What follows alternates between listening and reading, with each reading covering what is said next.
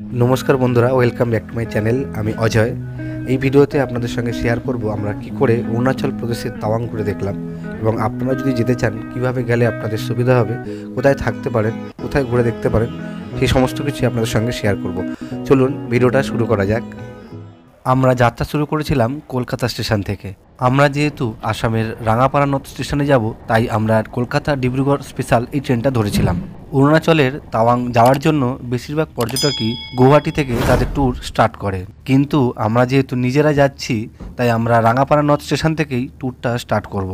হাওড়া থেকে train number 1235 Saraighat express train ধরে আপনারা গুয়াহাটি আসতে পারেন। আপনারা যদি শিয়ালদা থেকে আসতে চান তাহলে সকাল 6:50 কাঞ্চনজঙ্ঘা এক্সপ্রেস ধরেও আপনারা গুয়াহাটি আসতে পারেন। গুয়াহাটিতে আসার পর আপনারা গুয়াহাটির আইএসবিটি বাস স্ট্যান্ড থেকে জাইনাব ট্রাভেলস এবং নেটওয়ার্ক ট্রাভেলসের অনেক বাস পেয়ে যাবেন, যেটিতে করে আপনারা তাওয়াং যেতে পারেন।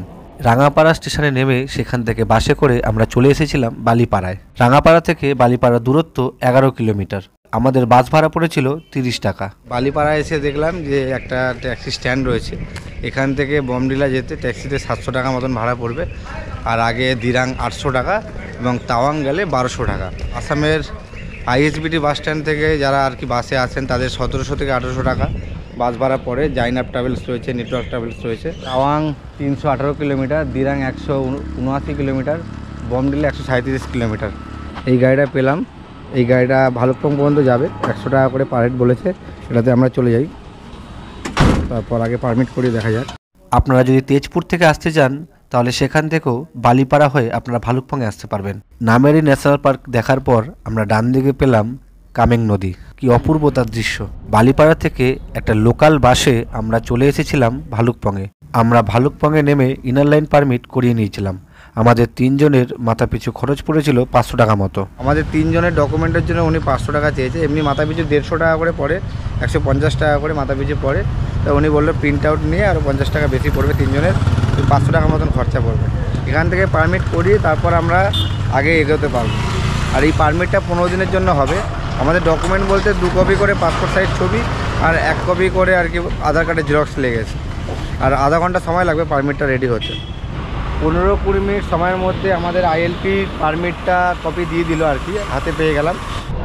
বর্ডারের সামনে থেকেই ওখানে শেয়ার গাড়ি রয়েছে, শেয়ার সুমো, যেগুলো বমডিলা যেতে 600 টাকা মতন নেবে পার হেড। ভালুকপং থেকে আমরা গাড়িতে করে চলে এসেছি বমডিলা। আপনারা চাইলে ডিরেক্ট দিরাং যেতে পারেন। বমডিলাতে এই ট্যুরিস্ট লজের ভাড়া পার ডে 500 টাকা। আমরা বমডিলাতে থেকে সেখান থেকে আমরা দেখে নিয়েছি টেঙ্গা এবং রূপা। রূপা জায়গাটি সত্যি সুন্দর। তার সাথে দেখে নিয়েছি টেঙ্গার এই আর্মি মিউজিয়াম, ট্যাঙ্কটা সুন্দর রাখা রয়েছে। আর এটা হচ্ছে সেই museum, ball of fire museum. আর বমডিলাতেই রয়েছে খুব সুন্দর এবং বড় একটি মনেস্ট্রি, যেটির নাম জিয়ারেল মনেস্ট্রি। আপনারা চাইলে সেটাও ভিজিট করতে পারেন। আমরা বেশ ওটাও দেখে নিয়েছি। এখানে মোটামুটি সব ধরনের খাবারই পাওয়া যায়। যারা ননভেজ খেতে চান তাদের জন্য ননভেজ রয়েছে, আর যারা ভেজ খেতে চান তাদের জন্য ভেজ খাবারও রয়েছে। ভেজ খাবার থালি 150 টাকার মধ্যে, আর ননভেজ খেলে তার কি খাচ্ছেন সেই অনুযায়ী তার রেট বেড়ে যায়। পরের দিন আমরা বমডিলা থেকে চলে গেছিলাম দিরাং। দিরাং থেকে ঘুরে দেখতে পারেন সাংতি ভ্যালি, এবং ওপরে রয়েছে দিরাংয়ের মনেস্ট্রি। মনেস্ট্রিটা সত্যিই সুন্দর। দিরাংয়েও প্রচুর হোটেল রয়েছে, আপনারা চাইলে দিরাংয়েও থাকতে পারেন। আর যদি আপনারা মনে করেন সাংতি ভ্যালিতে থাকবেন, সেখানেও নদীর পাড়ে প্রচুর হোমস্টে রয়েছে। আর এখানে এই নিচের হোমস্টেগুলোর নাম্বার দেওয়া রয়েছে, আপনারা লাগলে এখান থেকে নাম্বার নিয়ে ফোন করতে পারেন। এগুলো আপনাদেরকে দেখিয়ে দিলাম। আর এই যে এখান থেকে 600 মিটার নিচে সাংতি, ট্র্যাঙ্কুইল সাংতি। আর এই যে থিনলে হোমস্টে, এখানে অনেকগুলো হোমস্টেও রয়েছে নিচে, Sangti river camp site. Dirang থেকে আমরা রওনা দিয়েছিলাম তাওয়াংয়ের উদ্দেশ্যে, কিন্তু সন্ধ্যে নেমে যাওয়ার কারণে আমরা আর বেশি দূর যাইনি। আমরা সেঙ্গে বলে একটি জায়গাতে নাইট স্টে করেছিলাম, যাতে পরের দিন আমরা সেলা টানেল দেখে তাওয়াং যেতে পারি। এই সেলা টানেলের উচ্চতা প্রায় 13,000 ফুট। যাওয়ার পথে আপনাদের চোখে পড়বে যশবন্তগড় মিউজিয়াম, সেটিও আপনারা ঘুরে দেখে নিতে পারেন। আর তারপরে আসবে জাং ওয়াটারফলস, যেটি নুরানাং ওয়াটারফলস নামেও বিখ্যাত, আর সেটি অপূর্ব সুন্দর জায়গা।